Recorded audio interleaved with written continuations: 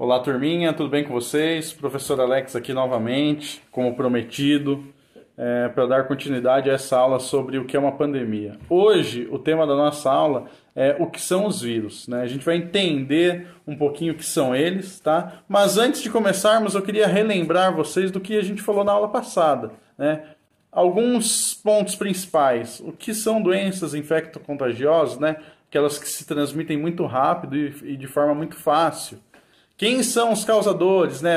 Com aqueles nomes mais complicados, agente etiológico, agente patogênico, patógeno, né? Quem são eles? Podem ser vírus, bactérias, né? Entre outros. E o que era a Covid-19 e SARS-CoV-2, né? Que isso é muito importante entendermos, né? Que a Covid-19 é o nome de uma doença que afeta o sistema respiratório. Ela pode ser muito grave ou com baixa intensidade para algumas pessoas. E o SARS-CoV-2 é o nome do vírus que causa essa doença, tá? E é isso aí. Então, turminha, bora para a aula. Bom, vamos lá, pessoal. O que são os vírus? Seriam eles seres vivos? Essas duas perguntas, elas vão ser um norte ao longo da aula. Eu quero que vocês façam uma boa reflexão sobre elas e ao final da aula nós vamos conseguir responder essas duas perguntas, tá? Para chegarmos lá, é preciso aprofundar um pouquinho mais o nosso conhecimento. E eu faço uma outra pergunta. Os seres vivos possuem alguma característica em comum? Será que há alguma ligação entre eles? Existe um elo? Para entendermos, nós vamos, para entendermos também isso, nós vamos ter que conhecer as suas classificações, porque nós sabemos que os seres são classificados, Tem os animais, tem as plantas, protozoários, fungos, bactérias. Quando nós fazemos isso, nós estamos classificando, nós estamos nomeando eles em grupos, E como que ocorre essa classificação de fato, na biologia? Aqui, os reinos Monera, eu grifei aí mudanças, aliás, desculpa, os reinos, eu grifei aí em destaque mudanças, porque esse padrão é o que vocês provavelmente conheciam. Nós tínhamos o que? O reino Monera, Fungi, Protista, Plante, Metazoa, o Animalia, que são os animais, incluindo nós, Só que essa classificação ela mudou um pouco, tá? Hoje nós sabemos que nós temos uma classificação, digamos que acima dos reinos, que ela é conhecida como domínio, Aí nós temos nesse slide a representação de domínio à espécie, que a espécie é o mais específico, dos seres. Ele vai... A espécie ela diferencia de fato um ser do outro, quando eles são diferentes. E aí nós temos o domínio. Tudo isso é muito novo, A classificação de domínio, apesar dela ser bem antiga, ela não era usual, Hoje em dia, com base em muitos estudos analisando os aspectos evolutivos, nós chegamos que existem 3 domínios, E eu não vou ampliar muito sobre isso, Mas vocês viram lá no slide anterior que o reino Monera está em vermelho, porque esse reino ele não existe mais, tá? Pelo contrário, as bactérias elas existem e elas foram classificadas, digamos que em 2 domínios, tá? E dentro desses 2 domínios viraram mais 2 reinos, Os demais seres vivos que não são bactérias, eles estão classificados no domínio Eucária, tá certo? Aí nós temos, por exemplo, nossa espécie, domínio Eucária, junto com todos os outros animais e diversos outros seres vivos. Reino, qual que é o nosso reino? Reino Metazoa, reino animal, propriamente dizendo. Qual que é o filo? Filo dos cordados. O que é isso, cordados? Nos vertebrados, a gente pode dizer que são seres que têm coluna vertebral, tá? Para ser bem mais simples, dizendo para vocês. Qual que é a nossa classe? Classe dos mamíferos, tá? Qual que é a nossa ordem? Ordem dos primatas. Qual que é a nossa família? Hominídeo. qual que é o nosso gênero? Homo. Qual que é a nossa espécie? Homo sapiens. Olha só, nós, seres humanos, somos da espécie Homo sapiens. E para cada ser vivo que existe, seja uma bactéria, seja um fungo, seja um animal, uma planta, eles têm todas essas classificações, né? Alguns vão se separar lá no domínio, ou seja, nós e as bactérias, qual que é a nossa relação? Ela já é separada lá no domínio. Ah, mas e a onça pintada? A onça pintada ela faz parte do nosso reino. Ela faz parte do nosso filo, porque ela também tem coluna vertebral. Ela faz parte da nossa classe? Também faz, porque nós somos mamíferos, ela também. E a ordem? A ordem muda, tá? A ordem da onça pintada, por exemplo, ela é carnívora, né? Nós somos primatas. Tá vendo? O nosso grau de, digamos assim, de ancestralidade, ele se separa aí. E alguns vão continuar mais a fundo, tá? Mas não é bem disso que a gente está falando. Eu só preciso explicar isso para vocês para ficar mais claro. Olha aqui um exemplo aqui. Eu ia fazer de um animal nativo, né, brasileiro, mas eu achei esse bem didático, bem simples. Aqui, ó, no domínio Eucária, nós temos plantas, tá? Nós temos fungos, protozoários, aqui embaixo, aquele primeiro ali, né? E diversos tipos de animais. Ou seja, todos eles estão no mesmo grupo. Apresentam aspectos, algum aspecto eles vão ter em comum, tá certo? Daí nós temos o reino, e aí no reino o que entra? Reino animal. As plantas já se separaram, elas não aparecem mais aí, porque elas não pertencem ao mesmo reino, né? Esse reino se trata do reino animal. Vocês não vão ver os fungos aí, porque eles pertencem ao reino fungi, nem os protozoários, do reino protista. Aí mais a fundo, vamos fazer uma separação. Nós temos os cordados, né? O que é esse filo? Basicamente, nos vertebrados, são os seres que possuem coluna vertebral, tá? De forma mais simples. E aí nós temos o sapo aí, né? Que é um anfíbio, que aí entra na classificação que eu vou dizer agora. Né? Classe. Qual é a classe que está representada aqui? Os mamíferos. Nós temos os ursos, nós temos um lobo, golfinho e a zebra. O que nós temos aí? São mamíferos, né? Ordem carnívora. Percebam que alguns já ficaram para trás novamente. A zebra, ela não é carnívora. Ela é um herbívoro, né? Ela não se alimenta de outros animais. Vamos lá. Família Ursidae, ou seja, esse nome já é bem específico, né, que está falando dos ursos. Então, a onça que está ali, que eu não sei se é uma onça, pode ser um leopardo também, e outros animais, como o lobo, eles ficam de fora, porque eles pertencem a famílias distintas, né? A onça vai pertencer à família Felidae, né, dos felinos. O lobo pertence à família dos canídeos. Percebam que tudo vai se separando. Eles têm uma ligação muito próxima, né, que vem acompanhando e depois ela vai se afunilando, né? Isso vai ficando cada vez mais específico.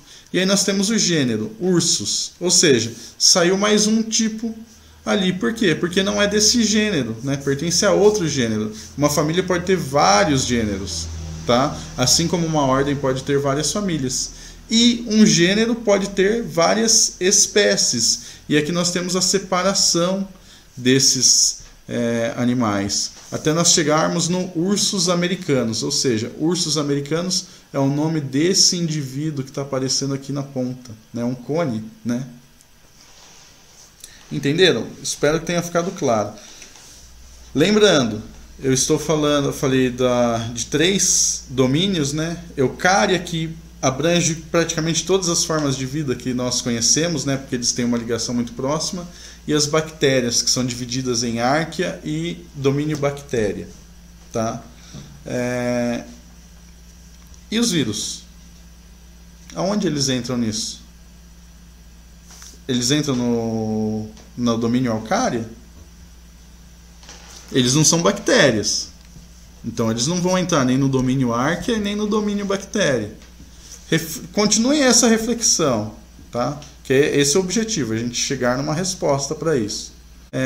Pessoal, simples. Todos os seres vivos são constituídos por células. Lógico que vai haver várias situações em comum, mas o que todos eles têm são células. Eles podem ser unicelulares, né, formados por uma única célula, ou multicelulares, né, pluricelulares, formados por várias células. E essas células podem formar, no caso dos unicelulares, um único ser, né, bactérias, protozoários, ou ela pode formar tecidos, órgãos, sistemas, né, e formar os organismos, tá? Já os vírus, eles são acelulares. Pessoal, o que quer dizer acelulares? Eles não possuem células. Eles não são formados por células. Na ciência, né, nos termos biológicos, tudo que, geralmente, muitas coisas que vem o A na frente, ele é um sentido contrário, né?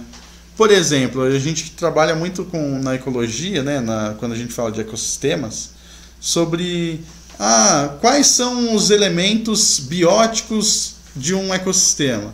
Quando nós falamos de elementos bióticos, bio, vida, nós estamos falando de seres vivos. Sejam as plantas, sejam os fungos, bactérias no solo, os animais, né? Todos seres que estão ali, eles fazem parte do meio biótico. Quando nós falamos, classifique no ecossistema os elementos abióticos. Eu estou falando daquilo que não apresenta forma de vida. O que é? O ar, a água, a energia solar, as rochas, né? Então, biótico são seres vivos. Abióticos são os elementos, né? Nesse caso, os vírus são acelulares, ou seja, esse A ele dá um sentido de não, né? Ou seja, eles não possuem células, eles não são formados por células. Se eles não são formados por células, eles não são seres vivos. Ou eles são seres vivos? Essa é uma dúvida que não é só vocês que vão ter, tá? Cientificamente, essa questão é muito discutida, tá? Vamos para as características gerais dos vírus e aí eu vou explicando um pouquinho melhor isso para vocês. Os vírus são acelulares, eles são extremamente pequenos e simples, eles são muito pequenos, tá? Eles não têm metabolismo próprio, ou seja, o que uma célula precisa? Ela se alimenta, ela gera energia, né? Ela gasta energia, né? Nós, Homo sapiens, nós nos alimentamos. Por que nós nos alimentamos, né? Porque nós precisamos de energia. E essa energia ela vai ser absorvida por quem? Vai ser absorvida pelas nossas células, tá? E isso, né, é um processo metabólico, coisa que o vírus não tem. Por que ele não tem? Porque ele não tem célula, né? Ele é um parasita intracelular obrigatório. Quando eu falo que ele é um parasita intracelular, é que ele só vai desenvolver-se dentro de uma célula. Sem estar dentro de uma célula, ele não tem atuação nenhuma. E ele nem é classificado como vírus quando ele não está dentro de uma célula. Então ele é um parasita intracelular obrigatório. Ele precisa estar dentro de uma célula. E ele é muito simples, né? Como eu disse. A sua composição básica é de proteína e ácido nucleico. O que quer dizer isso? A proteína é como se fosse uma cápsula, né, que guarda o material genético dele. Pode ser um DNA ou um RNA, tá? Fora da célula, ele é chamado de vírion. Ele só é classificado como vírus, então, pessoal, quando ele está dentro de uma célula. Fora de uma célula, ele não tem metabolismo. E nesse caso aí que está a grande discussão, né? Eles não são classificados como vírus, mas muitos, né? Há muitos cientistas, né? Muitos pesquisadores que apontam, consideram o vírus um ser vivo quando ele está dentro de uma célula. Mas não há uma classificação para eles, né? Então, respondendo a pergunta lá de trás, os vírus eles não possuem uma classificação dentro de reinos, né, de domínios, porque eles não são classificados como seres vivos, pois eles só vão ter uma atividade se eles estiverem dentro de uma célula, se eles invadirem uma célula, né? Aí eles vão começar a poder se reproduzir, né? Vão comandar, né? O seu material genético ele vai ter a capacidade de comandar essas células. Qual que é a estrutura do vírus? Basicamente, eles são formados por proteína. Esse exemplo é bem didático aqui, né? Tem essa cápsula, né, chamada de capsídeo. Ela é formada de proteína e ela protege esse material genético que há aqui dentro, né? O DNA do vírus, ou pode ser também RNA. Todos esses nomes, né, vocês não precisam se preocupar com isso. Esse vídeo é mais informativo, tá? Não é, esses conteúdos são um pouco mais complexos. Mas para a gente entender, né, quando eu falo que ele é básico, ele é bem básico, ele é só isso, né? Quando nós estudamos as células dos seres vivos, seja animal ou vegetal, vocês veem que existem diversas estruturas dentro dessas células, coisas que não há no vírus, né? Tanto que é por isso que ele se apropria, né, de uma célula, né, para poder colocar o seu material genético, né, que é isso aqui que vai comandar as células quando ele infectar, né? E elas vão passar a atender aos seus comandos, vão se reproduzir e agir de acordo com o que o vírus ele determinar, digamos assim. Curiosidades e um pouco de história. Essa aula ela não era para ser muito longa, né? Não sei nem quanto tempo já deu de aula aí, mas esse aqui é Dmitry Ivanovsky. Dmitry Ivanovsky. Ele nasceu em 1864, morreu em 1920. Ele era biólogo e foi ele que descobriu o vírus no ano de 1892, né? Ele é um russo ucraniano.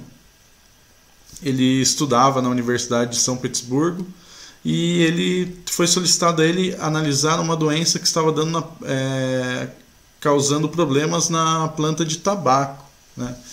E ao analisar isso, ele descobriu que havia uma estrutura muito pequena, infinitamente menor que não infinitamente menor que uma bactéria, mas se pegasse uma bactéria, que já é um ser microscópico, e dividisse ela em 100 partes, esse vírus ele representaria uma parte dessas 100, né? Então, era muito pequeno, algo que até então não se conhecia, né? Então, e ele foi o responsável, né, por descobrir, né, esses primeiros vírus aí, né? E aqui, pessoal, não podemos deixar de falar, né, sobre ela, Jane Almeida. Ela está em muita evidência, né, nesses últimos dias, né, ela que nasceu nos anos de 1930 e faleceu em 2007. Por que ela está em evidência? Porque foi ela a primeira pesquisadora a classificar o coronavírus. Ou seja, lá em 1965, né, na década de 60, foi ela a primeira a identificar essa forma de vírus e classificá-lo. A gente sabe que em 1937 haviam relatos sobre sobre o coronavírus, só que não havia nenhuma classificação para ele, né? E foi ela que identificou o coronavírus, né? Então, na época, ela não recebeu tantos méritos como ela deveria, como ela merecia. E hoje, né, infelizmente, após sua morte, seus trabalhos estão sendo valorizados e reconhecidos, né, como já era para ter sido reconhecido lá atrás. Essa era a nossa aula, e para a próxima aula só deixar uma amostra, né, esqueci a palavra correta aqui, uma amostra grátis aí do que nós vamos ver, né? Nós vamos falar especificamente sobre a Covid-19 e sua atuação no mundo e principalmente no Brasil, no nosso estado de São Paulo e, se possível, na nossa cidade, em Bragança Paulista. O que a gente vai falar sobre ela? Sobre esses dados. Eu vou trazer alguns mapas, vou trazer alguns gráficos. Vocês sabem que eu gosto muito de trabalhar com gráfico, né? A gente vai tentar fazer algumas atividades, né, que eu vou passar para vocês.